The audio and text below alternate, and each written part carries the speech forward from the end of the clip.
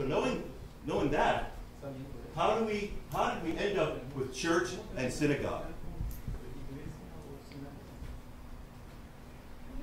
Tom's got a quizzical look on his face. So do I. I don't know how we ended up with that. And if those words are a correct translation of going all the way back. Remember, it's got to go all the way back to communicate this reality. This is the reality. This is the bedrock. This is the beginning. This doesn't change. This is the community of God. Not some community of men. Not your organization. This is what God's building. Okay? You got to think outside.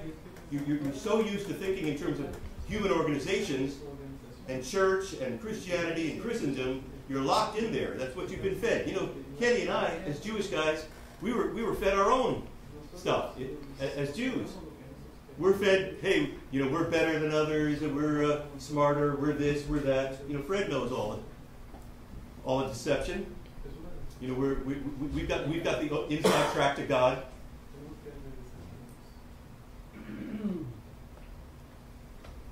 There's a lot of thinking that has to change if we're going to be equipped for what we have to do. I mean, a lot of changing. All of us. Every single, even, guess what? Even Reggie, even Phil, even the biggest spiritual giants, even the lowest person, I don't care who you are, everyone has got to change for the days that are coming.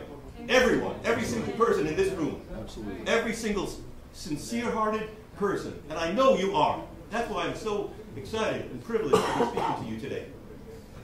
Because you are ready to hear. Not everyone is. Not everyone has a context for these things that I'm sharing. But you have somewhat of a context, and if you don't, I hope you do after today. So, we ended up with two separate words that now are dividing two groups of people.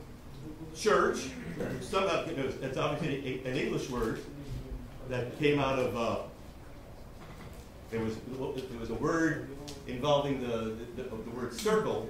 I can't remember the Latin word, but anyway, eventually this English, remember this is an English word. I know some of you might be thinking, well, okay, didn't Jesus say in Matthew 16, upon this rock I will build my church? Did Jesus speak English? If he wanted to, but he didn't. He wanted to, but he... Yeah, he missed out, didn't he? No, he used the word that it would have been familiar to him in either the Aramaic or Hebrew, and going back to kahal. Yeah. He wouldn't have used any other. What other word would he have used? Wouldn't have meant anything to anybody else. It wouldn't have meant anything. The only thing that would have meant anything to anybody, to the disciples, the Jewish people, both disciples and other people who were around him listening, was kahal. I'm going to build my kahal, my community. Community, I believe, is a better translation. Luther used it in his translation of the Bible, Gemeinde. The German word Gemeinde, community, correct? Can I ask a question? Yeah. Regarding the word ecclesia, which is the way it's translated in Greek, correct? Yeah. You said, Yeah. I'll build my church. And does not that carry like we've all heard, that the church is responsible for the community in which it lives. And that's rooted, isn't it, in the concept that the ecclesia was like a ruling council in Athens. It wasn't just an assembly of anybody, it was anybody over the 18 could be part of the ruling council of the city. So there was the aspect of authority that is denoted by that. You know, But not okay. But not that wasn't the exclusive meaning of that no, word. but I mean that was like an added element because of the Greek. It was translated into Greek, whatever the Hebrew was. When it's translated into Greek, now there's this added dimension, right? Yeah, perhaps. But again, my point is that I'm going in the stream of not creating an opposing or separating or different entity away from Israel. If I may say, one of the main points, if I can say nothing else, one of the greatest ploys of the enemy over the last 2,000 years has been to separate, to consciously try to separate every single one of you and your ancestors everyone who's come before you from the Jew. He's done everything he can to separate your identity from them. How can you have an encounter with a Jew if you're not identified with him, if you don't care about him? If you just think, yeah, it's just another, yeah, you know, I have nothing against, every kind of mission effort is important. Whether you go to Cambodia, Mexico, Yemen, I don't care what. You go where God tells you to go. But if you don't have an encounter and know that the big prize, the big deal that's coming, the big encounter is with the Jew, and that one of the reasons you're not equipped for it is because you've been so separated from the Jew, then you're not poised and ready to attack. You're not equipped. You're not soldiers who are going to be ready to do what you need to do. You want to say something? Yeah, I've always had the understanding that the word that was translated church had to mean the called out ones, called out of the world. And that's how I've always translated it. Sure. And called out ones. That's how I've always no problem there. Would that still, is Israel not called out? Yeah. Yeah, so in that sense, you're together. You're both called out of the world, because Israel was called out to be separate from the Gentile nations, and the church, as we are, the body of Christ, is also called out to be separate from the world. Here's where I would respectfully adjust your statement and differ from it a little bit, okay? Let's turn to Ephesians.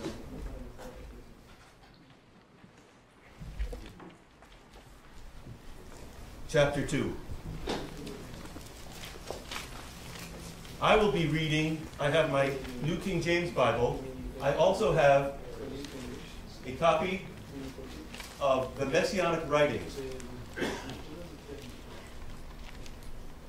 a translation by Daniel Gruber, a Jewish brother who for 11 years labored over this. This is a translation of what you call the New Testament. He calls the Messianic Writings, the Gospels, the letters. He has painstakingly put the words back into their, what he believes is their legitimate context, the legitimate reality that to communicate the reality that he, Dan, understands the Scripture to be about, and one that I and my brother have subscribed to in our time of reading his work and understanding this stream and line of thought that this brother has developed, which I think is restoring the context. I know Reggie loves to use that phrase, restoring the context. Restoring the context. We have to restore the context for the faith. Otherwise, we're off somewhere on our own thing. Yeah, Dan Gruber refers to it as Jewish Greek, not Hebrew Greek, Jewish Greek. And I think he does that to bring the heart of the matter to the translation.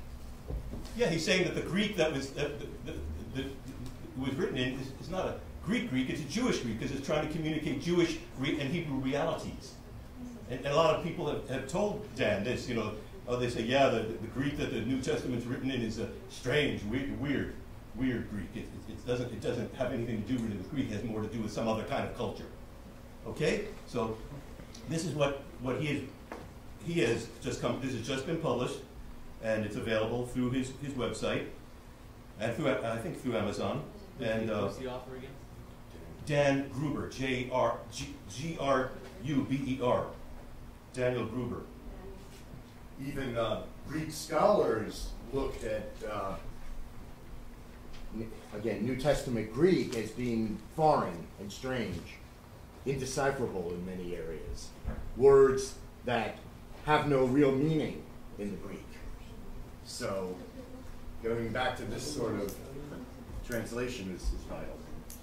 Yeah, we hope this is not just an academic, nerdy little point, but that you're getting something really meaty here, that the words do have true connections, and you can't just switch them and create a word that doesn't refer back to the reality. Otherwise, then you're off creating something that God hasn't created. I see it. That's the way I see it. Ephesians 2. Starting at verse 11.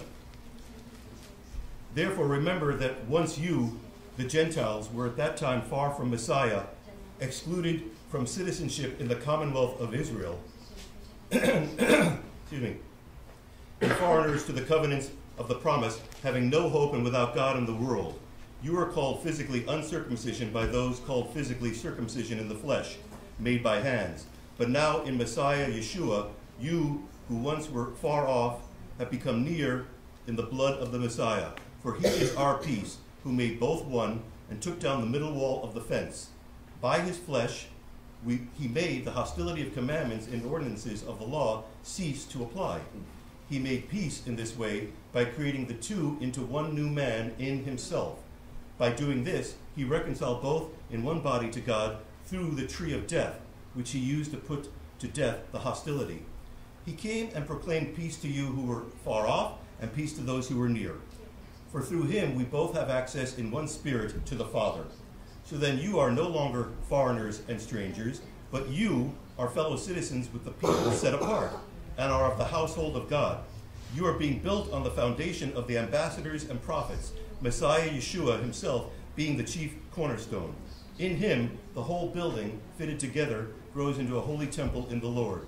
In him you also are built together for a dwelling of God in the Spirit.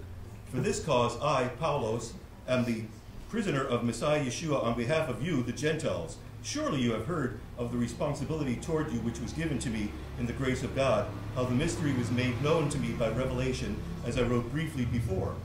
By reading that, you will be able to comprehend my understanding in the mystery of the Messiah. In other generations this was not made known to the children of men, as it has now been revealed in the Spirit to his holy ambassadors and prophets. It is that the Gentiles might be fellow heirs, fellow members of the body, and fellow partakers of his promise in Yeshua the Messiah through the good news. I was made a servant for this in accordance with the gift of the grace of God, which was given to me in accordance with the working of his power. I am less than the least of all those who belong to God. This grace was given to me to proclaim to the Gentiles the unsearchable riches of the Messiah, and to give light on what is the administration of the mystery, so that through the community the manifold wisdom of God might be made known now to the principal rulers and the powers in the heavens.